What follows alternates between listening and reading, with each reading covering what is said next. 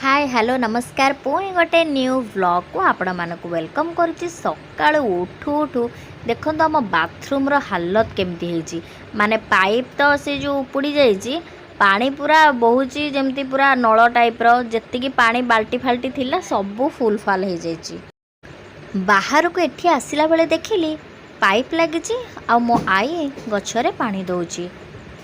एते बयस हेलानी तथापि सी बहुत एक्टिव अच्छी तेणु जेहेतु पाइप लगी मते कहला कि तू टिके पाइपटा लगे दे मु सबु गछरे पानी दे देबी।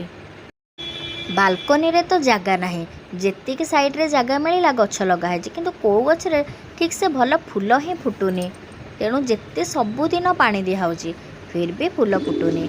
आ एठी देखंतु पारा भाड़ी खोला है पारा माने आसिकी अगणा सारा बुलिलेनी तेणु आई टिके विरक्ति होची पारा माने हगी दौरान आई कुदी दौची से टिके भारी असना। एक्चुअली मो आई टिके भारी सफा सुतुरा तेणु टिके असना हेले ताकू जमा भल लगे तेणु से पानी मारिकी ताकू धोउथबो। ये होची आमर गोटे सुंदर पारा आमर लटणी पारा आमर गला पारा देखंतु समस्ते एथर खियाखी सरीगला।